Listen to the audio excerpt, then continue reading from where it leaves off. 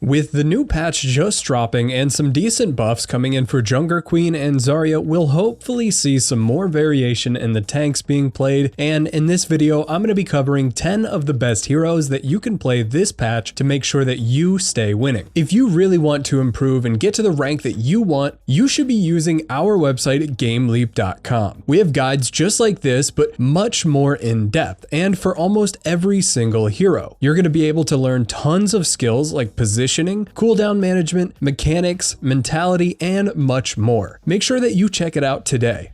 Starting off with the tanks, it should be no surprise that Roadhog has been a dominating force in the last few weeks, and he's gonna stay that way this patch as well. With the slight buffs Junkrat Queen got, she may be able to fight Roadhog now, but with no buffs to his counters or nerfs to him, you really want to be playing Roadhog in this patch. Whenever you're playing Roadhog, you really want to just ignore the enemy tank and look for hooks on the supports or on the enemy DPS for easy eliminations, then playing safely till your hook is back up. Then simply rinse and repeat for easy wins. The only issue Roadhog has is his big counter in the tank and support categories that pretty much make it an easy win for whoever has those heroes. That brings us into our next hero, which is going to be Orisa. Orisa is the perfect Roadhog counter. Her entire kit makes it nearly impossible for her to get hooked, and even if she does get hooked, it's pretty much a waste for the Roadhog as she can easily escape without taking a ton of damage or really even getting killed at all. And Orisa is just one of the strongest tanks in the game right now, especially in the lower ranks, as she can be really hard to kill without multiple people focusing her down. Whenever you're playing Orisa, you want to make sure you're managing your cooldowns efficiently. Try to never use both of your defensive cooldowns at the same time, and use your javelin throw to either cancel Roadhog's heal or to stop him from killing a teammate whenever they get hooked. You also want to be using your javelin against squishy enemies, bouncing them into the wall, getting yourself and your teammates easy kills. Now, since Orisa has no easy counters, a well-played Orisa can be good on just about every single map and against any single comp, but she can have trouble with lower healing supports on your team, or if she's getting focused down by multiple people in situations where the map has a lot of open space. Now, even though Junkrat Queen got a buff, I really still don't see her taking one of the stronger spots due to her lower survivability and more reliance on playing aggressive with a lot of supports from her teammates. In the last spot for tanks, Ramattra is a really great pick whenever he's played correctly. Similar to Orisa, he can have a really easy time against Roadhog if you're cycling your cooldowns efficiently. You always want to put your shield down first, have it down for a few seconds before you transform, and then whenever you transform, you will have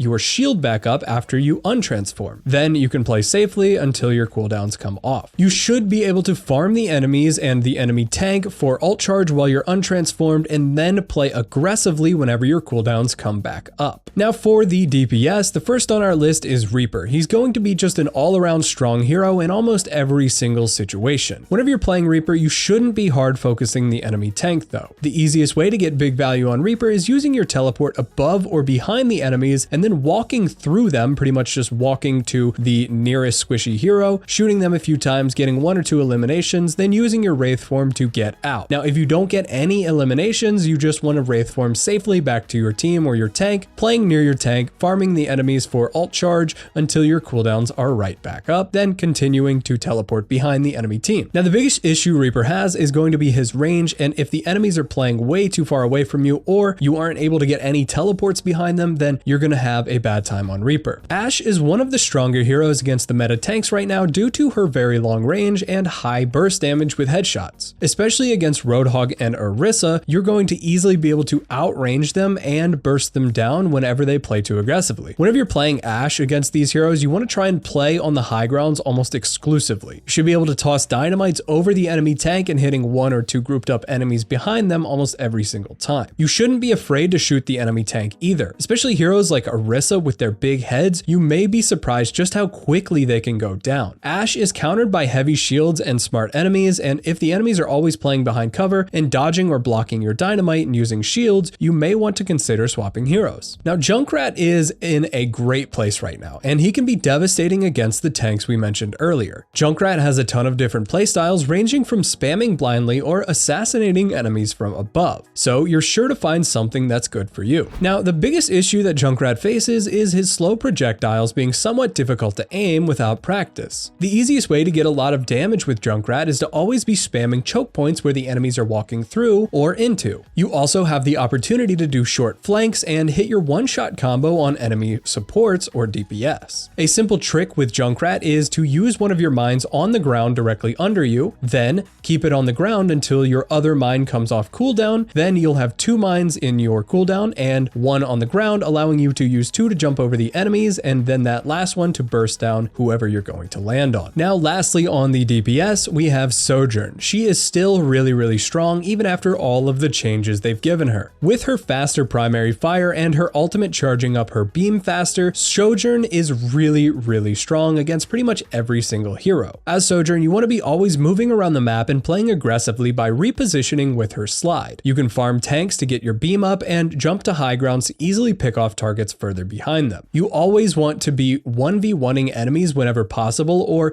2v1ing them if you have a pocket, and you should easily be able to win those 1v1s against most DPS or support heroes. Now going into the supports, we have Kiriko. She is probably going to be the strongest support that you can play this patch, with her cleanse being able to stop Ana's anti-nade from getting your Roadhog or your tank killed off instantly. You're going to be winning a ton more games. If your tank is constantly dying to the Ana's anti-nade every single fight, make sure you swap over to Kiriko and really watch and save that Suzu for her anti-nade. One huge tip for Kiriko is whenever you're using her ultimate, you want to be behind your teammates instead of in front of them. Her ultimate can travel quite far, but it will stop if it runs into any walls or the payload. So make sure you're behind your DPS and your tank and use it to push forward into the enemies instead of making your DPS push forward to use it. Next up, we have Ana, and this should come as no surprise. Let's face it, until we see some Roadhog nerfs, Ana and Kiriko are going to be the 2 best supports, especially with a Roadhog on your team. Whenever you're playing Ana, just try and use that anti-nade aggressively whenever possible. With a support passive healing, you shouldn't really ever need to use it on yourself. And if you get really good with it and you're positioning on high grounds, you can hit both your tank and the enemy tank whenever they're brawling, which should easily allow you to win that fight. Now, one thing you don't want to be doing as Ana is using your sleep dart aggressively. Since Ana has no movement abilities, if enemies get up in your face, you'll want to have that sleep dart ready. Good enemies are going to watch when you use your abilities and they're going to push you whenever those abilities are down, so you need to be careful how you're using them. And lastly, in these supports, Moira has a slight buff this patch, and honestly, most players aren't going to see a difference with this since they've been holding the damage mode down permanently anyways. Your damage orbs are going to refill your healing slightly, and it makes getting heals back through shields and from further away enemies a bit easier. Now, one big tip for Moira is, if you didn't know, her heal actually heals over time after you stop healing somebody. For example, if you spray somebody with your heals and then stop, they will heal for an extra 35 health over 2 seconds. So to manage your heals easier, you want to use your healing in short bursts unless the teammates that you're healing actually really need to be healed immediately. That is all I have for this video. Thank you all for watching, and I hope you have a great day. Make sure that you check out our Overwatch 2 website. It is constantly being updated with new guides on every single hero, so make sure that you check out the website link right now in the description or go to GameLeap.com and sign up today.